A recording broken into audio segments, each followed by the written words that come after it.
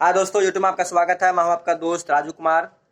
दोस्तों, आज बात करेंगे हम लोग एंशिएंट हिस्ट्री के जो सिंधु घाटी सभ्यता है उनके ऊपर। इनसे जो पिछले वाले वीडियो था मेरा कि सिंधु घाटी सभ्यता की उत्पत्ति के बारे में बताए, तो वो अगर आप नहीं देखे तो आप जाके देख सकते हैं। आज सिंधु घाटी सभ्यता के सारांश पे बात करेंगे, यानी कि सिंधु घाटी सभ्यता की एक पूरी व्यू आपके सामने प्रस्तुत करेंगे।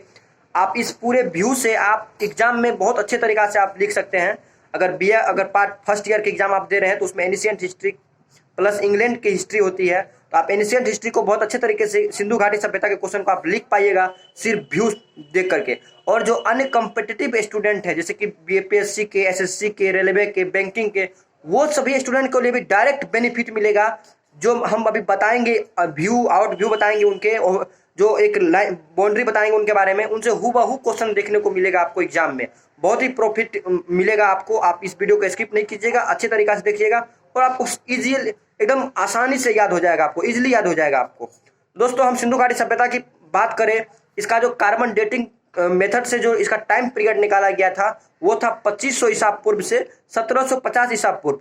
और दोस्तों, इनका जो आविष्कार का बात करेंगे कि इसका उत्खनन करता कौन था, कौन बताया कि सिंधु घाटी सभ्यता है, तो सर्वप्रथम 1921 ईस्वी में दयाराम साहनी, राय बहादुर दयाराम साहनी ने बताया कि ये जब उन्होंने उत्खनन किया तो सिंधु नदी के जो किनारे मिली हड़प्पा की सभ्यता, और सिंधु नदी से जुड़े होने के कारण, उन नदी के किनारे बसे हुए कारण उनको सिंधु घाटी सभ्यता नाम दिया गया।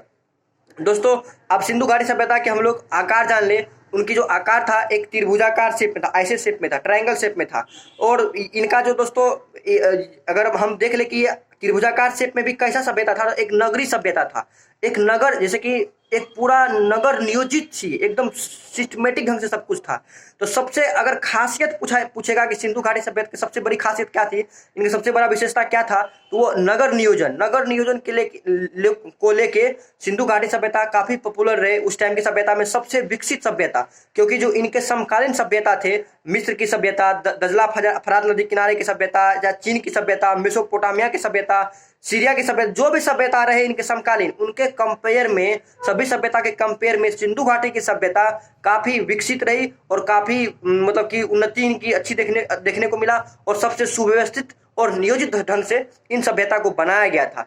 दोस्तों, इन सभ्यता की जो प्राप्ति स्थल मिला वो भारत के अन्य कुछ राज्यों में प्लस बलूचिस्तान में, पाकिस्तान में, सिंध प्रांत में, भारत में कहाँ का दोस्तों, हरियाणा में, राजस्थान में, उत्तर प्रदेश में, गुजरात में, इसके बाद राजस्थान के कुछ पार्टिकुलर पार्ट में, और दोस्तों इसका जम्मू कश्मीर में, ये सभी भागों में दोस्तों सिंधु घाटी सभ्यता के जो प्रमाण मिले कि इन सभी इलाके में कुछ न कुछ उनकी सभ्यता से जुड़ी हुई स्थलें थी, कुछ न कुछ साक्ष्य थे वहां पे, जो उन पे इंगित किया गया इतिहासकारों के द्वारा।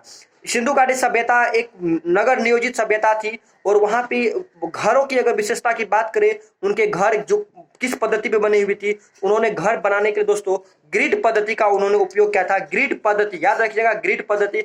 और सिंधु घाटी सभ्यता को दोस्तों कांस युगीन सभ्यता भी कहा जाता था, क्योंकि उस टाइम कांसा की जो व्यापार थी, ट्रेड थी, वो काफी मात्रा में देखने को मिला था। वहां पे तांबा का, टीना का, सोना का, चांदी का, इसके बाद दोस्तों लाजवर्थ का, ये सभी का ट्रेड वहां देखने को मिला था। अफगानिस्तान से, ईरान से, बलूचिस्तान से, खेतारी से, कर्नाटक से, ईरान से, ये सभी जगह से सिंधु घाटी सभ्यता लोगों का ट्रेड होता था, व्यापार होता था। ये सभी जगह से वो लोग मंगाते, जैसे कि कर्नाटक से, अफगानिस्तान से, ईरान से सोना का आयात निर्यात होता, सोना का खरीद बिक्री चलता था दोस्तों, ये 3 जगह से। खेतार, अगर तांबा की बात करें तो वो खेतार राजस्थान के जगह पड़ता है, खेतार से वो उनका ट्रेड करता था। और दोस्तों अगर हम क्या बोलते हैं, लाजवर्थ की बात करें तो वो मेसोपोटामिया से वो लोग ट्रेड करता था। अन्य सभी धातु की भी साक्ष्य मिले हैं। और दोस्तों इनके जब हम लोग मूर्ति पूजा की बात करिए, कौन देवता को पूजते थे, वो थे दोस्तों पशुपति नाथ के देवता को ये लोग पूजा करते थे, सिंधु घाटी सभ्यता के लोग। और दोस्तों इनका सबसे जो शुभ लाभ चिन्ह कहते हैं, घर में जैसे हम लोग भी लगाते हैं, अभी स्वास्तिक का चिन्ह देखते होंगे, उनका उत्पत्ति भी सिंधु घाटी सभ्यता को ही माना जाता है। और जो वो स्वास्तिक का चिन्ह होता है, शुभ लाभ का चिन्ह होता है, वो दोस्तों सूर्य उपासना से जुड़ा हुआ है। उनका जो इतिहास रहा है वो सूर्य उपासना से जुड़ा हुआ है।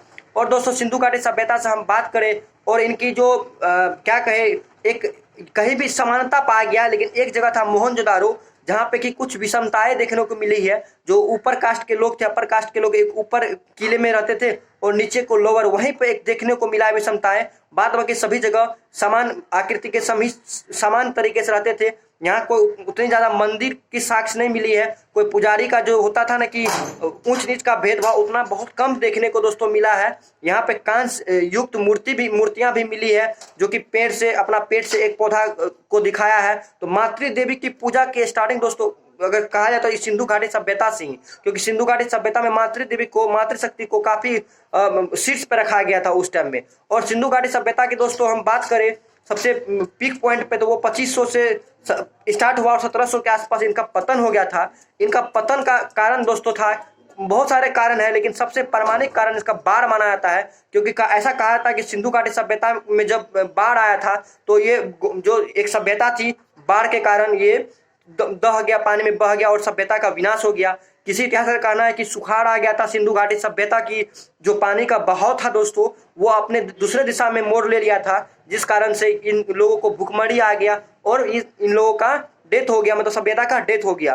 तीसरा दोस्तों कारण है कि आर्यो लोगों का एंट्री हो गया था इन्हीं के टाइम में, और आर्य लोग आके इन लोगों के ऊपर आक्रमण कर दिया और इन लोगों का विनाश करके उन लोगों ने एक नई सभ्यता बसाई जो बाद में वैदिक सभ्यता कहलाता है। लेकिन ये सभी इतिहासकार सभी प्रकार के रीजन दिए इन सिंधु घाटी सभ्यता के पतन का, लेकिन सबसे प्रामाणिक दोस्तों है बाढ़। जो सिंधु घाटी सभ्यता में वो एक मूवी भी आया था दोस्तों मोहनजोदारो, जिसमें कि बाढ़ को ही दिखाया गया है। तो बाढ़ ही इतिहासकार ज्यादा उसको प्रामाणिक मानते हैं कि बाढ़ ही एक कारण था सिंधु घाटी सभ्यता में। और सिंधु घाटी सभ्यता के किनारे बसे होने के कारण भी दोस्तों ये काफी विकसित हुआ था, क्योंकि वहां पे वो लोग कृषि में भी काफी मतलब कि पारंगत हो गए थे और काफी उपज हो जा रहा था उन लोगों का, क्योंकि वहां पे सिंधु घाटी के द्वारा हर साल नई मिट्टी लाया जाता था, जिनको खादर मिट्टी कहते हैं, और उनमें फसलों का उपज काफी ज्यादा होता था। अब दोस्तों पतन इनका 1700 ईसा के आसपास हो गया था। ये मैंने दोस्तों इस वीडियो के माध्यम से सिंधु घाटी सभ्यता का एक मतलब कि आउट ऑफ एक व्यू दिए है दोस्तों कि कहाँ पे क्या था। अब सिंधु घाटी सभ्यता की एक एक स्पेशल टॉपिक बताएंगे, एक एक क्वेश्चन करके बताएंगे कि सिंधु घाटी सभ्यता को स्वर्णयुगीन सभ्यता क्यों कहा गया, सिंधु घाटी सभ्यता का पतन कैसे हुआ, सिंधु घाटी सभ्यता की उत्पत्ति तो बता ही चुका हूं दोस्तों, सिंधु घाटी सभ्यता को नगर नियोजन के लिए क्यों जाना जाता है, सिंधु घाटी सभ्यता के में विषमताएं क्यों कम पाया गया। ये सारे क्वेश्चन पे मैं अलग से एक एक क्वेश्चन को अलग से मैं एक्सप्लेन करूंगा, जो वो बीए के स्टूडेंट के लिए काफी प्रॉफिट होंगे, वो स्पेशली वही पूछे जाते हैं। तो मैं आशा करता हूं दोस्तों ये जो एक्सप्लेनेशन है आपको समझ में जरूर आया होगा। तो अगर अच्छा लगे मेरे ये एक्सप्लेनेशन तो दोस्तों को भी शेयर कीजिएगा और लाइक दोस्तों जरूर कीजिएगा। तो फिलहाल मैं फिर कोई नेक्स्ट वीडियो में मिलूंगा नेक्स्ट टॉपिक या तो नेक्स्ट इन्फॉर्मेशन के साथ। जय हिंद दोस्तों।